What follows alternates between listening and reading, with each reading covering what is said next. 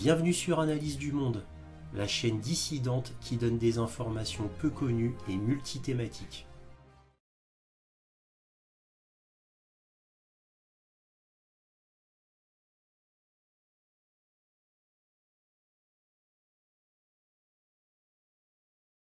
Bonjour à vous, bienvenue sur Analyse du Monde. Comme d'habitude, si cette vidéo vous plaît, un petit pouce, un abonnement, un commentaire pour me dire ce que vous en avez pensé, c'est important pour moi. Et éventuellement un petit don, lien dans la description. Cela m'aide beaucoup à publier régulièrement, surtout en ce qui concerne les abonnements. Merci à tous de votre soutien. Analyse du Monde, aussi appelée Réinformation sur le Monde, sur la plateforme YouTube. Alors là, je vais parler d'un sujet assez peu connu, dont on parle pas trop. C'est du gouvernement de Kiev qui a envoyé sur Bakhmout, maintenant appelé Artyomovsk, des soldats non formés. Alors c'est pas un scoop, c'est pas une grosse nouvelle. Moi je le savais déjà depuis plusieurs mois, je vous en ai déjà parlé au moins à 3 ou 4 reprises dans mes points sur l'Ukraine, qui sont à chaque fois très longs, hein. Veuillez m'en excuser par avance, mais il y a tellement de choses à dire. Donc, alors pourquoi je vous dis que je le sais depuis des mois, c'est parce que évidemment, particulièrement sur Bakhmout, toute mon attention était là-bas, en particulier là-bas bien sûr. Et en fait, au début, c'était pas le cas. Au début, les soldats ukrainiens sur Bakhmout, maintenant Artyomovsk, étaient très bons. Hein, c'était parmi l'élite pour pouvoir combattre Wagner, qui est un groupe d'élite, Wagner, parmi les meilleurs combattants du monde. Donc il leur fallait des adversaires d'élite. Donc au début, sur Artyomovsk, les combattants ukrainiens étaient très bons. Et c'est pour ça que cela a tenu longtemps aussi. Et puis, au fur et à mesure du temps, bah, les meilleurs sont morts, évidemment. Vous savez que Bakhmut a été nommé hachoir à viande, hein, meat grinder en anglais. Et qui a inventé ce concept? C'est le général Sourovikine, qui avait remplacé le général Lapine. Je parle des généraux russes, bien sûr. Donc ensuite, Sourovikine avait envoyé Prigojine, donc le chef de Wagner sur Bakhmut. Et Prigojine, c'est lui qui a inventé le mot que Bakhmut était un hachoir à viande. Et en fait, après, les Russes ont appelé toute l'opération sur Bakhmut, ils l'ont appelé très officiellement l'opération hachoir à viande. Là, je vous dis pas de bêtises, c'est vraiment comme ça qu'ils l'ont appelé l'opération sur Bakhmut côté russe, donc l'opération hachoir à viande. Donc pourquoi? Bah parce que le général Sourovikine avait décidé de faire une guerre d'attrition et donc avait ordonné aux troupes de Wagner d'avancer que très lentement, voire dans certains cas de ne pas avancer, puisque les troupes ukrainiennes se jetaient sur eux en permanence, hein, comme des vagues dans l'océan, comme des vagues sur une plage. Donc ça venait par vagues, des hordes d'Ukrainiens venaient par vagues, et à chaque fois ils étaient massacrés. Et donc on a ordonné à Wagner de surtout pas avancer trop vite et de faire une guerre d'attrition. Et c'est là que Prigojine a utilisé son bon mot de hachoir à viande, meat grinder en anglais. Donc les meilleurs évidemment sont morts côté ukrainien.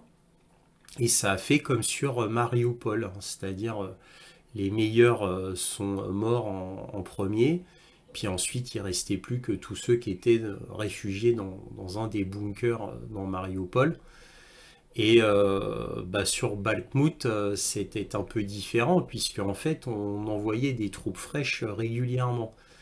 Et côté ukrainien, le nombre de troupes était en moyenne presque tout le temps vers 30 000 hommes à peu près, environ 30 000 hommes. Et les troupes de Wagner étaient en gros, en moyenne, toujours d'environ entre 8 000 et 10 000 hommes à peu près, hein, sans compter l'armée régulière qui était dans les banlieues de Bakhmout, maintenant Artyomovsk. Voilà. Donc, évidemment, bon, Artyomovsk, c'est un peu l'archétype, hein, voire le stéréotype de cette guerre d'attrition, mais évidemment, ça se bat sur tout le front, un front d'environ 900 km. Et bah, évidemment, les meilleurs bon, bah, sont partis.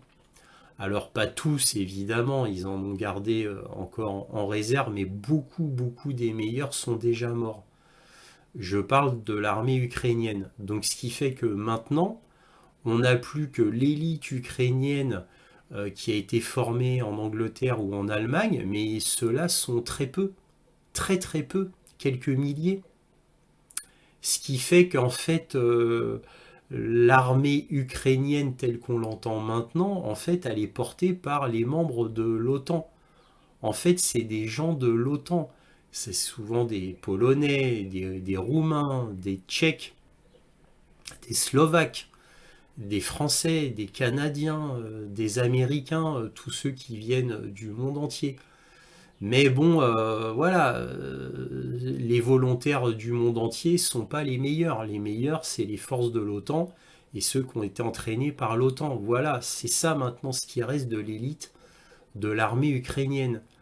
Et le gros, c'est-à-dire 90% de l'armée ukrainienne, ben maintenant, ce sont des hommes peu formés, voire pas du tout formés. Et déjà sur Bakhmut, c'était saillant comme problème. Et donc là, je vais vous montrer un article qui vient du site antiwar.com, mais qui reprend lui-même un article du Wall Street Journal. Alors je vais vous montrer les deux articles, et vous allez voir que bah, il y a des preuves, puisque le Wall Street Journal avait interviewé des soldats ukrainiens qui se battaient sur Bakhmut. On va voir ça ensemble. Donc là, nous pouvons voir l'article d'antiwar.com qui date du 25 mai 2023. Et que lit-on? L'Ukraine a envoyé des hommes pauvres et non formés dans le hachoir à viande de Bakhmut pour sauver de meilleures forces pour la contre-offensive. Un homme a déclaré au Wall Street Journal qu'il n'avait jamais tenu d'armes à feu avant d'être envoyé au combat. Donc, je répète, c'est un article qui a été repris du Wall Street Journal. Alors, que lit-on? L'Ukraine a envoyé des recrues non formées dans la bataille de Bakhmut pour sauver ses soldats professionnels d'une contre-offensive attendue, a rapporté jeudi le Wall Street Journal. Le Journal s'est entretenu avec des hommes qui faisaient partie d'un petit groupe qui a été envoyé à Bakhmut, connu sous le nom de hachoir à viande, quelques jours seulement après avoir été mobilisés. Sur 16 hommes du groupe de conscrits, 11 ont été tués ou capturés. Le Journal les a décrits comme, entre guillemets, pour la plupart des hommes pauvres des villages de la région du nord-est de Kharkov, dont beaucoup sont au chômage faisant des petits boulots comme bricoleurs ou travaillant par quart dans les usines de la capitale régionale. Certains des hommes avaient reçu une formation militaire il y a des années ou des décennies, mais aucun n'avait d'expérience au combat. Quelques-uns d'entre eux ont menacé de refuser les ordres lorsqu'on leur a dit qu'ils allaient être envoyés au front le 21 février, invoquant un manque de formation, mais ils y sont finalement allés. Un homme, Vladislav Yudin, a déclaré au Journal qu'il avait dit à un sergent-major qu'il n'avait jamais tiré, ni même tenu une arme à feu auparavant. « Bakhmut vous apprendra », a-t-on dit à Yudin. Le sergent-major lui dit ça. « Bakhmut vous apprendra ». Les hommes ont participé à des combats brutaux de maison en maison à Bakhmut. Beaucoup d'entre eux sont présumés morts, mais leurs familles gardent l'espoir qu'ils ont été capturés par les Russes et qu'ils sont toujours en vie. Les récits des hommes correspondent à ce que les Ukrainiens combattant sur les lignes de front avaient dit aux médias alors que la bataille faisait encore rage. Ils ont raconté des histoires de troupes envoyées avec peu de soutien, d'entraînement et de munitions. Alors ça, on a par exemple le New York Times. Je vous avais montré quelques articles du New York Times dans les points sur l'Ukraine qui vous montraient tout cela, plein de soldats qui ont témoigné. Le Washington Post s'est entretenu avec un commandant de bataillon ukrainien en mars qui a déclaré qu'il recevait des nouvelles recrues qui ne voulaient pas tirer avec leurs armes parce qu'elles avaient peur du bruit. Vous imaginez un peu le stress de ces soldats non formés envoyés dans ce qu'ils savaient pourtant déjà comme le hachoir à viande, Bakhmout. Parce qu'évidemment, les médias en parlaient tellement que nul n'ignorait ce qu'il se passait dans cette ville. Bien que les partisans occidentaux de Kiev déconseillent de dépenser des ressources pour Bakhmout, sachant que les partisans occidentaux qui déconseillent à Kiev de dépenser des ressources pour le Bakhmout, c'était le Pentagone et le BND, l'agence secrète allemande, qui avait dit d'ailleurs à Olaf Scholz à un moment donné, dit à Zelensky qu'il fasse une retraite parce que ils vont se faire massacrer. Donc en gros, les grands partisans occidentaux de Kiev qui déconseillent de dépenser des ressources pour Bakhmout, c'était le Pentagone, le BND, mais aussi le commandant suprême Zaloujny. Puisque Zaloujny, à 3 reprises, il avait dit à Zelensky de faire une retraite sur Bakhmout, puisque de toute manière, c'était désespéré, la bataille était perdue. Mais bon. Le président ukrainien Volodymyr Zelensky a tenté de conserver la ville aussi longtemps qu'il le pouvait, mais elle a été entièrement capturée par le groupe Wagner et les forces russes le week-end dernier. Le chef de Wagner, Yevgeny Prigojine, a estimé que 50 000 Ukrainiens ont perdu la vie en combattant pour la ville. Mais le nombre n'est pas confirmé. Voilà. Et là, le Wall Street Journal, le document, l'article original, donc déjà qui vous montre le Wall Street Journal qui prend un cimetière ukrainien, vous voyez tous les drapeaux. Et voilà. Là, c'est vraiment malheureux à voir, hein, mais voilà. Là, c'est l'article qui a été écrit par Matthew Luxmoor, 36 heures à Bakhmout, la bataille désespérée d'une unité pour retenir les Russes. Et là, on retrouve les 16 conscrits. Donc sur les 16, 11 ont été tués ou capturés. Et j'avais souligné en bleu le fameux article dont parlait Anti-War. Le matin du 21 février, le sergent-major de la compagnie est arrivé pour dire qu'il avait l'ordre d'envoyer les hommes à Bakhmout par groupe de 6. Les forces russes se rapprochaient de la rivière qui coupe la ville en deux, faisant pression sur les unités ukrainiennes qui se défendaient contre les bombardements constants de mortiers et d'artillerie. Certains des hommes ont menacé d'écrire un refus officiel de suivre l'ordre, invoquant un manque de formation. Vladislav Yudin, un ancien détenu de la ville orientale de Louhansk, a déclaré avoir dit au sergent-major qu'il n'avait jamais tenu d'arme à feu, encore moins tiré, et qu'il avait eu peur. « Bakhmout vous apprendra », a-t-il dit, a répondu à l'homme, le sergent-major. « Bakhmout vous apprendra ». Voilà, vous voyez un petit peu comment c'était très très dur pour les soldats ukrainiens. Vraiment, il faut les plaindre.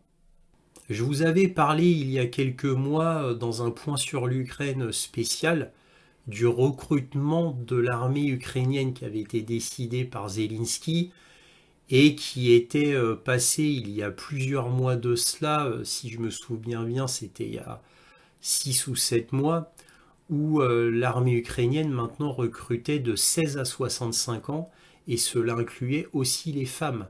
Évidemment, un enrôlement de force. Je vous avais montré des images de gens enrôlés de force dans la rue, dans des cafés, dans des restaurants, dans leur appartement. On a eu plein de vidéos comme ça sur Telegram où évidemment la famille filmait et ensuite postait cela, en particulier sur Telegram, mais aussi sur VK. Et évidemment, ces images-là ont fait le tour du monde, bien évidemment. Même LCI en a parlé et s'en était même un peu offusqué, parce qu'en fait, les vidéos étaient si nombreuses qu'il ne pouvait pas l'ignorer et dire que cela n'existait pas. Bah, surtout que le recrutement de 16 à 65 ans est un recrutement officiel. Ce n'est pas secret, ce n'est pas caché. Et puis, évidemment, même si Internet est extrêmement surveillé en Ukraine, et pour information encore plus qu'en Chine, et oui, car il faut bien cacher à la population, évidemment, les pertes ukrainiennes, qui sont absolument immenses. Il faut bien cacher à la population les témoignages de familles ukrainiennes. Bien évidemment, il faut bien cacher à la population les témoignages des soldats ukrainiens. Et oui, qui racontent ce qu'il se passe sur place. Faut bien cacher tout cela, faut museler tout ce monde-là.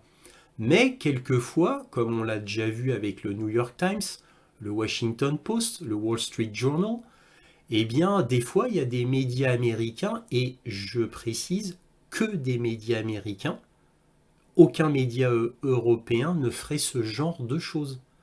Il n'y a que les médias américains qui se permettent ça. Pourquoi? Parce que les médias américains sont si prestigieux de par le monde qu'ils doivent garder quand même un certain prestige, une certaine réputation. Le New York Times, le Washington Post et le Wall Street Journal font partie des journaux les plus prestigieux du monde. Donc, pour se donner un air d'objectivité, et toujours pour leur réputation, ils envoient des journalistes sur place et des fois, ils déterrent des choses pas bonnes à dire pour Zelensky. Et oui. Et le New York Times a au moins 2 reprises interviewé des soldats à Bakhmut qui disaient que c'était désespéré. Des soldats qui disaient mais on ne comprend pas pourquoi on est envoyé à Bakhmut, à part pour mourir. On ne comprend pas ce qu'on fait là. On n'a plus de munitions, on n'a plus d'obus. Comment fait-on pour se battre contre Wagner? Et ça a été dit à au moins 2, 3 reprises par New York Times, Washington Post, bon, etc. Mais il n'y a que les Américains. Les Européens, non. Les Européens, eux, ils n'ont aucune réputation à tenir. Ils savent très bien que leurs journaux, c'est que pour la propagande, et c'est tout. Voilà. Nous, on n'a pas de grands journaux qui aient une réputation à tenir. Parce qu'on n'a aucun journal français, pour ne parler que des Français, qui a une réputation internationale. Et d'ailleurs, il n'y a aucun journal européen qui a une réputation internationale. On n'en a pas en Europe. Mais les Américains, oui. Voilà. Alors, bon, des fois, il y a la BBC, parce que la BBC, quand même, c'est la BBC, qui des fois envoie des pavés dans la mare, comme le nombre de morts de soldats russes officiels. C'est un très gros pavé dans la mare, très très gros. Hein, c'est énorme. La BBC dit que depuis le début de la guerre, là, jusqu'à maintenant, il n'y a eu que 24 470 morts. Alors évidemment, là, c'est l'extrême inverse, parce que pour moi, c'est trop bas, bien sûr. Parce que eux, ils ne comptaient que les morts officiels. Voilà. C'est-à-dire qui sont déclarés officiellement morts. En fait, pour moi, il faut augmenter la barre à 35 000 pour être plus réaliste côté russe, hein, quand même. Mais bon, là je digresse. C'est pour vous dire que ces soldats ukrainiens-là, qui sont envoyés sans formation, sans rien, forcément, je l'ai déjà dit, les meilleurs sont déjà morts. Il n'y a que 10% qui restent de l'élite, faut les garder pour la fin, pour la grande offensive finale, bien évidemment, pour faire une percée côté russe. Donc là, on envoie la chair à canon et on en a une énième preuve par le Wall Street Journal. Voilà. Donc pourquoi je dis les pauvres Ukrainiens? Parce que je le répète, parce que c'est très très important à dire, eux vivent sous la propagande. N'oublions pas qu'ils n'ont qu'un canal d'information, que Internet est extrêmement surveillé, que leur smartphone est totalement surveillé. Bah oui, parce que les Ukrainiens doivent installer l'application d'IA, D2IA, obligatoirement sur leur smartphone, afin qu'ils soient surveillés justement. par l'État ukrainien, et très précisément par le SBU. Comme ça, s'il y a quelque chose qui est envoyé malencontreusement avec un smartphone, on peut retrouver l'émetteur et l'envoyer en prison. Eh oui. Donc DIA, et qui est en train de faire une percée aux États-Unis. Cette application va être obligatoire certainement aux États-Unis, comme elle l'est déjà en Ukraine, même si ça prendra beaucoup plus de temps. Voilà. Donc le pauvre soldat ukrainien, lui, il pense qu'il va être formé, il pense que l'armée ukrainienne avance, ouais, parce que malgré que leurs offensives ont été des catastrophes, eh bien Zelensky dit bon, alors c'était très difficile, mais on a un petit peu avancé quand même. Vous inquiétez pas, on avance toujours, on se débrouille. Voilà, et c'est ça que les Ukrainiens ont comme information. Ils n'ont que ça. N'oublions pas qu'ils sont coupés du monde. Ils n'ont pas d'autres informations. Alors évidemment, bien sûr que certains Ukrainiens peuvent avoir accès à Internet global et avoir un peu plus d'informations. Mais l'État ukrainien a fermé quand même la plupart des canaux d'information, même sur Internet. Donc ça leur est très difficile de savoir ce qui se passe. Alors eux, ils y vont. Ils y vont. Alors beaucoup sont enrôlés de force, mais il y en a beaucoup qui le font pour l'amour de la patrie et qui ne savent pas ce qui se passe sur le front. Et oui, parce qu'il ne faut pas les démoraliser. Voilà. Et ça, c'est la priorité d'État. Il ne faut pas les démoraliser. Voilà. Mais c'est extrêmement dur parce que les soldats, une fois qu'ils sont sur place, ils ont très peur parce qu'ils savent qu'ils sont envoyés dans un second hachoir à viande. Et là, c'est presque encore pire puisqu'on leur demande de faire une percée dans des défenses qui sont impénétrables. Et là, je pèse mes mots, je dis bien impénétrable. C'est strictement impossible. Et pourquoi je vous dis strictement impossible de percer les lignes russes? C'est parce que tout simplement, les Ukrainiens ne peuvent pas envoyer d'avions qui permettraient de faire un appui aérien, et ils n'ont plus d'obus, donc ils ne peuvent plus faire de tir d'artillerie d'appui. Donc en gros, quand les tanks et les véhicules blindés sont envoyés pour faire une pseudo-percée, ils n'ont aucun appui aérien ni aucun appui d'artillerie. C'est du suicide. C'est du suicide. Et là maintenant, les Occidentaux n'hésitent pas à dire que les lignes de défense russes sont parmi les meilleures de tous les temps. Ça n'avait quasiment jamais, même jamais été fait dans le monde entier, quel que soit le temps. Voilà, dans l'histoire moderne. Ça n'avait jamais été fait. Voilà. Et là, évidemment, ça devient très difficile de dire à un soldat, tu vas percer ça. Mais il n'y a aucun appui aérien et il n'y aura aucun appui d'artillerie. T'y vas comme ça et on verra bien. Voilà. Alors qu'ils n'arrivent même pas à percer la ligne 0, c'est-à-dire la ligne qui est minée. Ils n'arrivent même pas à percer cette ligne-là. Voilà. Mais bon, là, je digresse, c'est pour vous dire que comme ils ont perdu tellement d'hommes, bien évidemment, mais ça, c'est pas un secret, ça fait déjà 8 mois que c'est comme ça pour Kiev, eh bien, ils sont obligés d'envoyer des gens non formés. Ils n'ont pas le temps. Ils n'ont pas le temps de les former. Et encore, quand ils ont le bon équipement, en plus.